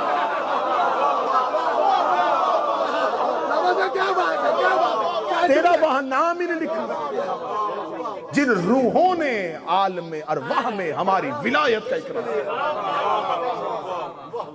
محبت آل محمد کی اللہ پیدا کرتا ہے، مخلوق محبت نہیں لاتی، محبت اللہ پیدا کرتا ہے۔ معصوم فرماتے ہیں اس اللہ کا شکر جس نے ہمیں علم، حلم، شجاعت، سخاوت دی اور مومنین کے دلوں میں ہماری محبت پیدا کی۔ پیدا کرنے کے بعد امام مولا نے یہ جملہ کہا اور دربار میں سناٹا طاری ہو گیا۔ سجاد بول رہے تھے نا، ہاشمی خطیب بول رہا تھا، نہج البلاغہ کا بیٹا بول رہا تھا۔ یہ کہنے کے بعد اگلا جملہ مولا سجاد کا، میری 22 سال کی ذاکری ترازو پہ تولو، میں مولا سجاد کے ایک جملے پہ وار کے پھینک دوں۔ مولا سجاد اس کی طرف دیکھ رہے، اتر لکڑیوں کے ڈھیر سے نیچے۔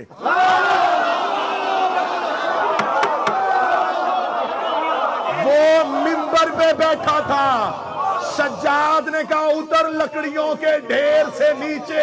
میں کیا کروں؟ میں بندے راضی کروں یا مولا سجاد کا جملہ پڑھوں؟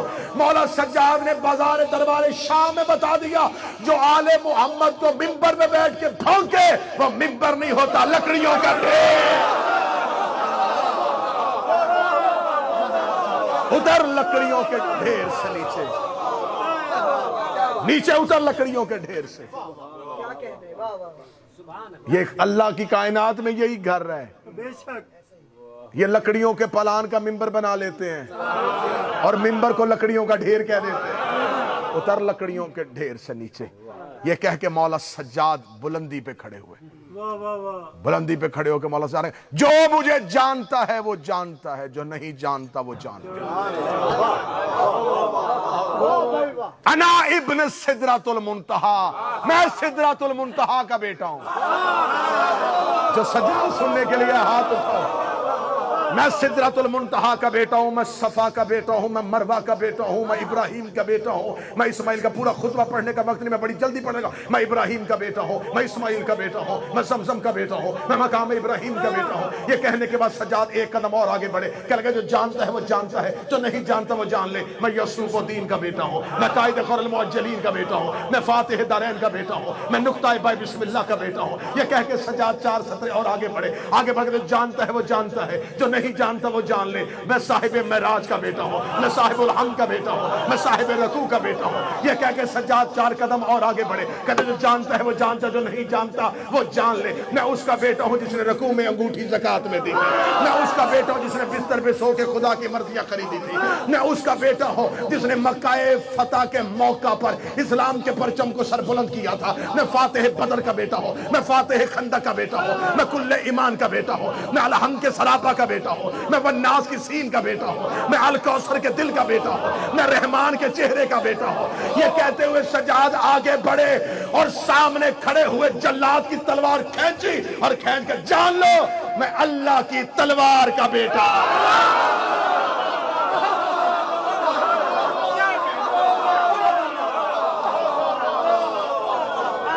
یوں کہنا تھا، یوں کہنا تھا سجاد کا،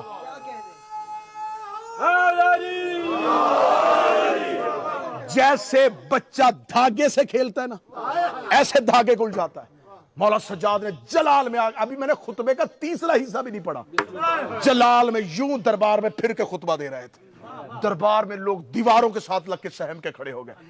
تھوڑی دیر کے بعد جب سجاد اکیلے کھڑے تھے، جیسے بچہ دھاگے سے کھیلتا ہے، سجاد نے یوں لوہے کی زنجیروں کو کیا، یوں کر کے یوں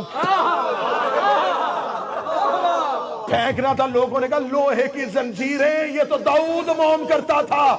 فرمایا وہ ہمارا نام لے کے کرتا تھا۔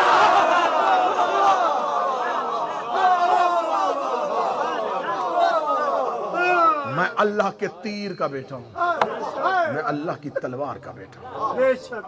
یہ کہہ کے مولا سجاد نے کہا تم نے کیا سمجھا کہ تم نے ہمیں قید کیا؟ ہم مشیت الہی کے قیدی ہیں۔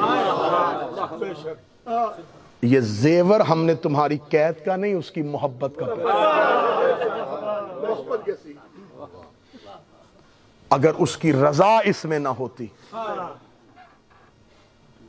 تو تم میں سے کس کی جرت ہے کہ عباس کو گھوڑے کی زین سے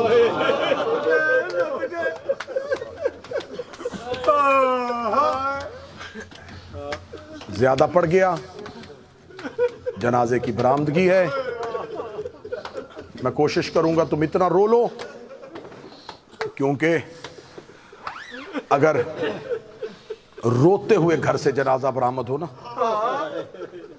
تو بازار میں کھڑے لوگوں کو پتہ چل جاتا ہے کہ لاوارث جنازہ نہیں ہے۔ خاموش جنازہ اٹھے تو لوگ سمجھتے ہیں کہ اس کا وارث کوئی نہیں تھا۔ میں کوشش کروں گا کہ تمہارا گریہ اتنا بلند ہو، جو شام سے آئی ہے وہ راضی ہو کے جائے، جو بقیہ سے آئی ہے وہ راضی ہو کے جائے۔ میں مولا شبیر کا مسافر جا کر تمہیں دعا دے رہا ہوں، تم جہاں جہاں سے آئے ہو، ملک پاکستان سے یہاں دیار غیر میں بیٹھے ہو، پردیس ہے، تمہیں اس درد کا پتہ ہے کہ پردیس میں بیٹھے ہوئے سے ایک معافی مانگے، جو اللہ تمہارے گھروں کو سلامت رکھے، اللہ تمہارے گھروں کو آباد رکھے، اللہ تمہیں اولاد کے دکھ سے بچائے۔ کتنا مشکل ہوتا ہے کمبر بھائی پردیس میں بہن دفنانا،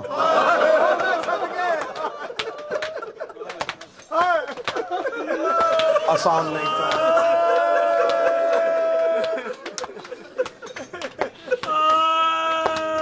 میرا مالک آپ کی بہنوں کے پردے سلامت رکھے، دنیا کا دستور ہے، میں دعا دے رہا ہوں ممبر پہ، اللہ تمہیں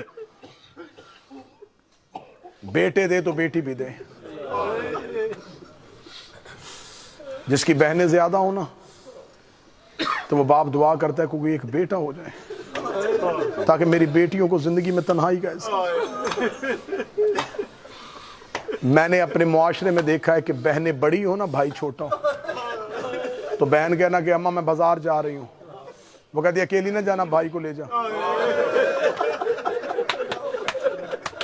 4 سال کا بھائی بھی جشرائی صاحب وہ بہن کے لیے ڈھال ہوتا ہے،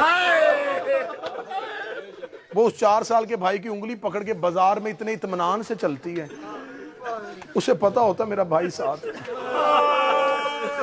5-6 سال کے بچے کو بھی پتا ہوتا ہے میری بہن مجھے کیوں لے کے آئی ہے۔ اگر بازار میں رش ہو جائے نا اور بہن گھبرا جائے تو بھائی بہن کا ہاتھ پکڑ لیتا ہے، ہاتھ پکڑ کے اسے تسلی دیتا، میں ہوں، میں ساتھ ہوں۔ بہن کو تسلی ہو جاتی ہے میرا بھائی میرے ساتھ ہے۔ اللہ جانے تم کتنا رو لو گے۔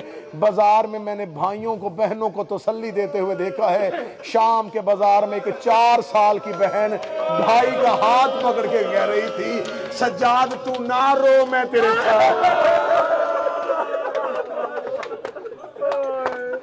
میں نے پہلی بہن ہے جو بھائی کو تسلیاں دیتی دیکھی ہے۔ 11 کی محنت ایک طرف، اکیلے سجاد کی، بڑا مشکل مرحلہ تھا جو مولا سجاد نے عبور کیا۔ یہی وجہ ہے کہ جب مولا سجاد شام کی قید نبھا کے واپس کربلا آئے، کربلا یوں قبروں کے درمیان کھڑے ہو کے سجاد کی رو کی آواز، اکبر برچی کھانا آسان ہے، اصغر گردن پہ تیر کھانا آسان ہے، قاسم لاش پامال کروانا آسان ہے، اے چچا عباس بازو کٹوا کے فرات پہ سونا آسان ہے۔ یہ جملہ کہہ کے سجاد منہ کے بل ریت پہ گرے، رو کے کہتے بابا حسین تیرا ضرب کھانا آسان ہے۔ لاشیں تڑپنی شروع ہوئی، آواز آئی تیر آسان، تلوار آسان، برچی آسان، نیزہ آسان، بتا مشکل کیا ہے۔ سجاد رو کہتے اٹھو قبروں سے باہر، میں تمہیں بتاؤں زینب جیسی ماں 9 گھنٹے یزید کے در یہ حوصلے سے مولا سجاد خون روتے رہے، خون روئے جی ایسے۔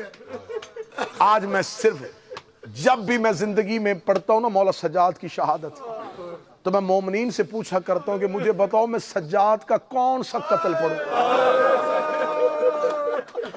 کون سا قتل پڑھوں۔ عباس 1 بار قتل ہوئے، اکبر 1 بار قتل ہوئے، سجاد بار بار اتنا روتے تھے. واپس مدینے آئے نا جب مولا, آنکھوں کا خون بند نہیں ہوتا. مولا سجاد روتے تھے. منال کوفی نے آ کے کہا مولا آنکھوں کا خون بند کر دے. مولا کہتے نہیں بند ہو سکتا. مولا شہادت آپ کا ورثہ ہے. فرمایا شہادت ہمارا ورثہ ہے. ننگے سر مائیں بازار ہونا. اس نے کہا مولا آپ کو آپ کی جدہ کا واسطہ, آنسو بند کر دیں. مولا آپ گھر میں رہتے ہیں نا تو آپ کو کربلا یاد آتی ہے. مولا آپ گھر سے نکلا کریں, باہر آئیں, مومنین آپ کو ملیں گے, محبت کرنے والے ملیں گے. مولا آپ کا دل تھوڑا بہلے گا. مولا کا ہاتھ تھاما, بازار میں آئے. اس نے لوگوں کو اشارہ کیا. لوگوں نے دیکھا مدت کے بعد مولا سجاد بازار میں آئے. جلدی سے محبت کرنے والے قدموں میں مولا سلام. کسی کے سر پہ پیار, کسی کی کمر پہ ہاتھ. دعائیں دیتا دیتا میرا مولا بڑھ رہا تھا. لوگوں کا ہجوم پیچھے پیچھے چل رہا تھا. شام کے بعد سجاد اب پہلی بار گھر سے باہر آئے تھے. گزرتے گزرتے مولا سجاد کی ایک ایسی دکان کے سامنے سے گزرے جہاں قصاب گوشت کاٹ رہا ہے. جس نے درد سننے مولا سجاد کے, ایک کسائی کی دکان کے سامنے مولا سجاد گزرے. اس نے مولا سجاد کو دیکھا. اس نے جلدی سے گوشت پہ کپڑا ڈالا, کپڑا ڈال کے وضو کیا. وضو کر کے قدموں پہ آ کے بیٹھ کے مولا میرا سلام. سر پہ پیار دے کے کہنے لگے کیا نام ہے تیرا؟ مولا میرا نام یحییٰ ہے. کیا کرتا ہے؟ مولا میں مدینے میں گوشت بیچتا ہوں. دیکھا تھا تجھے احکام ذبیحہ یاد ہے؟ اس نے سمجھا کہ شاید امام ہے نا, مجھے شریعت پوچھ رہے ہیں. دیکھا تھا جی جی مولا مجھے یاد ہے. رو گیا تھا مجھے سنا. کہنے لگا مولا شریعت محمد میں جانور کو پانی پلا کے ذبح کرو. پانی پلانے کا نام آنا تھا. سجاد نے دیوار پہ سر مارا. رو کے کہا لوگ جانوروں کو پانی پلا کے ذبح کرتے ہیں اور میرے بہتے دریا پہ پیاسے مارے گئے ہیں. مولا سجاد کی آواز آئی, دوسری شرط سنا. اس نے کہا دوسری شرط ہے جانور جانور کے سامنے ذبح نہیں کرتے. سجاد زمین پہ بیٹھ گئے. رو کہتے ہائے غربت حسین, لوگ جانور جانور کے سامنے ذبح نہیں کرتے. میری 3 پھپھیاں سر پہ قرآن رکھ کے 70 قدم کے فاصلے پہ کھڑی کہہ رہی تھی نہ مار میرا 3 دن کا پیاس. میں رکا ہوں تاکہ آخری شرط میں تو ماتم کر سکوں. جب مولا روئے نا قصاب ڈر گیا. مولا کہتے اگلی شرط سنا. کہتا نہیں مولا, مولا آپ رو رہے ہیں. مولا کہتے مجھے سنا, میری عزاداری ہو رہی ہے, مجھے میرے بابے کو رونے دے. تیسری شرط سنا. تیسری شرط سنائی ہے. مدینے میں ماتم شروع ہو گیا. اس نے کہا مولا شریعت محمد میں ہے جانور کو ذبح کرو, خنجر تیز ہونا چاہیے. تیز خنجر سے جانور کی شاہرگ کاٹی جاتی ہے. امام دے کے کہتے مجھے بتا تو جب جانور ذبح کرتا ہے اسے کہاں سے ذبح کرتا ہے؟ کہنے لگا شریعت محمد ہے جانور کی گردن کی شاہرگ کاٹو تاکہ اس کی جان نکلنے میں تکلیف زیادہ نہ ہو. سجاد نے مٹی اٹھائی اپنے سر پہ ڈالی. رو کے کہتے ہائے غربت حسین, میرے بابے کو گردن کی پوشت سے ذبح کیا گیا ہے. میرے بابے کی شاہرگ نہیں کاٹی گئی, میرے بابے کی گردن پہ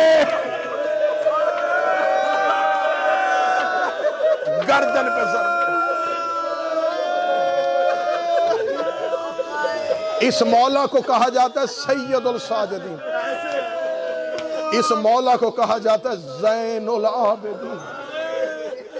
آؤ میں تمہیں مولا سجاد کی ایک نماز سناؤں.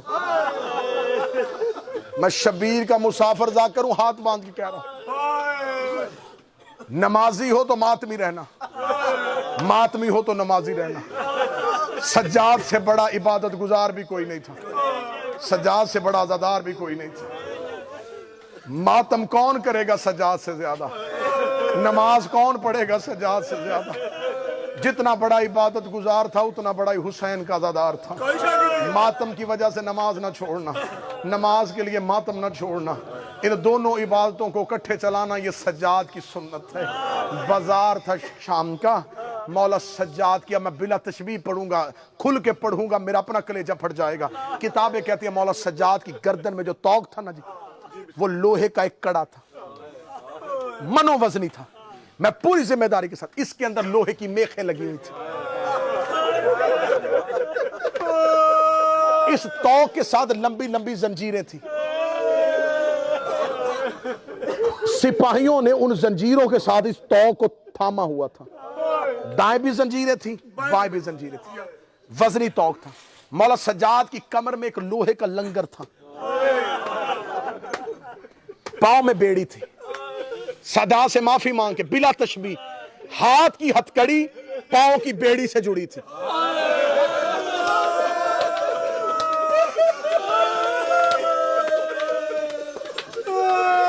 اب میں وجہ پڑھوں اگر ماتم کرو گے. مولا سجاد کی ہتھکڑی پاؤں کی بیڑی سے کیوں جڑی تھی؟ کیونکہ انہوں نے ایک ہتھکڑی میں باپ اور بیٹا قید کیا تھا. بیٹے کا قد چھوٹا تھا, اسی کڑی میں باکر تھے, اسی کڑی میں سجاد. شہزادہ باکر کے قد کے برابر مولا سجاد کی کمر جھکی ہوئی تھی. جب مولا سجاد گرنے لگتے بائیں والے ملعون زنجیریں کھینچتے, ادھر سے میخے گردن کے اندر چلے جاتے. اس ماحول میں مولا سجاد کھڑے تھے. شام کے بازار میں آگے آگے جا رہے تھے سروں والے نیزے. پیچھے سجاد, اور سجاد کے پیچھے تھی علی کی بیٹیاں. یہاں حسین کے سر والا نیزہ رک گیا. حسین کا نیزہ رکا تو اکبر کا رک گیا, اصغر کا رک گیا. نیزے رکنے شروع ہوئے, نیزے زمین پہ گڑ گئے. ایک ملعون کی آواز آئی, نیزے والے نیزے کیوں نہیں چلا رہے؟ ان کا نیزے زمین کے اندر چلے گئے ہیں, نیزے نہیں چل رہے. اس کا نیزے کیوں نہیں چل رہے؟ ان کا قافلے میں پیچھے دیکھو. کسی نے پیچھے سے آواز دے کے کہا, حسین کا بیٹا نماز پڑھ رہا ہے. سجاد نے شام کے بازار میں نماز شروع کر دی ہے. سجاد نماز پڑھ رہے ہیں, اس لیے قافلہ رک گیا ہے. اس ملعون نے کہا, یہ نماز پڑھتا رہا تو ہم نے تو اعلان کیا ہے کہ باغی مارا گیا ہے, اس کی نماز ہمیں جیتی ہوئی جنگ ہروا دے گی. اس نے دو سپاہیوں سے کہا, جاؤ سجاد کی نماز توڑو, تم ماتم گھر تک کرے گا. روایت کہتی دو سپاہی گھوڑا دوڑاتے ہوئے شام کے بازار میں آئے. انہوں نے جن ملعونوں کے ہاتھوں میں سجاد کے توق کی زنجیریں تھی, انہوں نے ان سے زنجیریں کھینچی, اپنے گھوڑوں کے ساتھ باندھی اور گھوڑے دوڑانے شروع کیے. سجاد شام کی گلیوں میں رو رو کے کہہ رہا تھا, سبحان ربی یلعلا و بحمدہ. نو کے نیزہ سے حسین کی آواز آئی, انت زین العابدین, انت سید الصالحین.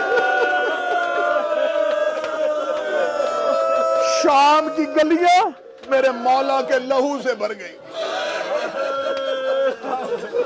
میں مولا سجاد کا کون سا قتل پڑھوں؟ مولا سجاد بازار سے گزر رہے, ایک شخص تماشا دیکھنے کے لیے آیا تھا. بوڑھا تھا, اس نے یوں دیکھی حالت, وہ قدم چلاتا چلاتا سجاد کے قریب آیا. دیکھ کے کہنے لگا, وہ جو سامنے سر قرآن پڑھ رہا ہے, تیرا کیا لگتا ہے؟ آواز ہے, مجھے مظلوم کا بابا. وہ بوڑھا شخص دیکھا تھا, کوفے سے رہتا ہوں مدت سے, ایسا قرآن تو میں نے علی سے سنا تھا. علی کا نام مانا تھا. مولا سجاد دیکھے تو علی کو پہچانتا ہے؟ کہتا ہاں میں علی کو جانتا ہوں. فرمایا اسی علی کا بیٹا حسین ہے جو قرآن پڑھ رہا ہے. کہنے لگا تو کون ہے؟ کہنے لگا میں اس حسین کا بیٹا سجاد ہوں. کہنے لگا یہ کون ہے؟ آواز ہے یہ میرا بیٹا باکر ہے. ابھی صحابی منہ موڑنے لگا تھا, سجاد کی آواز ہے, منہ نہ کرنا, پیچھے علی کی بیٹیاں کھڑی ہیں, پیچھے حسین کی بہنیں کھڑی ہیں. اتنا کہنا تھا, یہ دیکھے گا تھا, آباد کر تھا محمد کا گھر, کس نے اجاڑا میرے نبی کا کنبہ؟ کہنے لگا یزید نے مار دیا ہے حسین کربلا میں. اتنا کہنا تھا, اس شخص نے قبضہ تلوار پہ ہاتھ رکھا, رکھ کے کہنے لگا دے مجھے اجازت, وقت کا امام میں حسین کا بدلہ لو, میں جملہ پڑھوں گا تو ماتم کرے گا. سجاد رو کہتے, اے بندہ خدا تلوار نہ نکالنا, میری سکینہ ڈر جائے گی, میری زینب ساتھ بیٹھی ہے, یہ نہ ہو کہ بازار میں جنگ کا ماحول بن جائے, میری بہنیں اونٹ سے گر. تلوار نہ نکالنا, تلوار نہ نکالنا, بازار میں جنگ کا ماحول نہ بنانا. میرے ساتھ میری پردہ دار ہے، میری ماؤں کے سامنے بازار میں جنگ شروع نہ کرنا۔ اس کا بدن کانپنا شروع ہوا، دیکھ کے کہنے لگا کیا دکھاؤں گا منہ رسول کو، میرے سامنے فاطمہ کی اولاد گزر گئی، کچھ مجھے حکم کر میں کروں۔ دیکھنے لگا دے مجھے اجازت، میں گھر سے جا کے کوئی مال لے کے یزید کو ضمانت کے طور پہ دوں، تیری قیدیں آزاد کرواؤں۔ مولا سجاد کی آواز آئی نہیں میں تجھ پہ راضی، میں تیری جنت کا ضامن۔ دیکھنے لگا مجھے ایسے بازار سے خالی نہ بھیج، مجھے کوئی حکم کر دے۔ جو سید بیٹی معاف کر دی نا، سجاد کہتے اچھا اگر کچھ کرنا چاہتا پھر ایک احسان کر دے۔ رو کہتے احسان نہیں مجھے حکم کر۔ سجاد رو کہتے اپنے سر سے امامہ اتار۔ اس نے امامہ اتارا، سجاد کی آواز آئی اسے لپیٹ، اس نے لپیٹا، آواز آئی میری پشت کے پیچھے آ، میری گردن سے توق ہٹا کے یہ کپڑا میری گردن کے اوپر رکھ۔ توق اور میری گردن کے درمیان یہ کپڑا رکھ دے۔ وہ کہتا جو ہی میں سجاد کی کمر کے پیچھے گیا، میں نے توق اٹھایا، سجاد کی گردن پہ مجھے گوشت نظر نہیں آیا۔ ساری زندگی، بس آخری روایت سنانے لگا، ساری زندگی تم نے سنا لہو رویا تھا۔ میں پوری ذمہ داری کے ساتھ تمہیں بیت الحزن میں بتا کے جا رہا ہوں، مولا سید الساجدین کربلا میں خون نہیں روئے، کوفے خون نہیں روئے۔ پہلا آنسو کب آیا تھا؟ اس روایت پہ ہی جنازہ برآمد ہو جائے گا۔ پہلا آنسو کب آیا تھا؟ جب پہنچے تھے نا شام کے صدر دروازے پہ۔ حوصلے سے روایت سنو۔ 15 اذانیں سنی علی کی بیٹیوں نے۔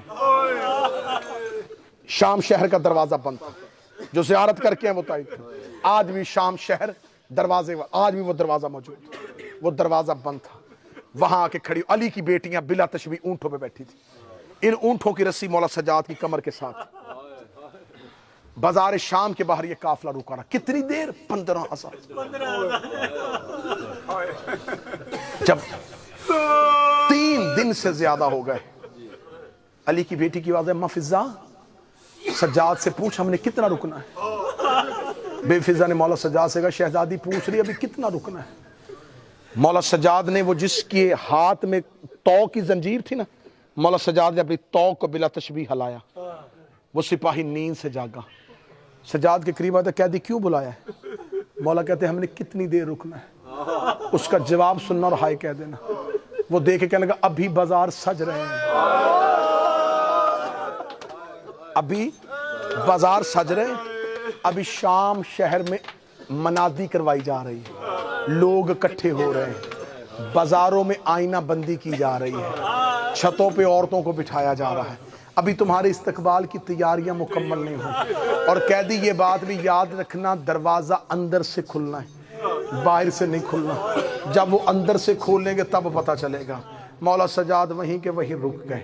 تھوڑی دیر کے بعد شام کا صدر دروازہ کھلا، میں سجاد کا پہلا خون کا آنسو پڑھنے لگا ہوں۔ شام شہر کا دروازہ کھلا، مولا سجاد نے جھکی ہوئی کمر کو اٹھا کے اپنے سر کو سیدھا کیا، بازار کا ماحول میں پڑھنے لگا ہوں۔ مولا سجاد نے جو ہی دیکھا، کیونکہ میں بازار شام زندگی میں کبھی ممبر پہ نہیں پڑھا، میں ماحول کا ایک صرف منظر پڑھنے لگا ہوں۔ سجاد نے دیکھا اب شہر کے مرکزی دروازے پہ 3000 ملعون ہاتھوں میں شراب کے جام لے کے کھڑے، شادیانے بج رہے تھے، شہنائیاں بجائی جا رہی تھی، یوں مردوں کا رش اور چھتوں پہ عورتوں کا رش دیکھا۔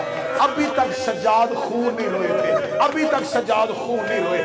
یا اندر سے ایک کمینہ باہر آیا، اس نے ایک کاغذ کا ٹکڑا سجاد کی آنکھوں کے آگے کیا۔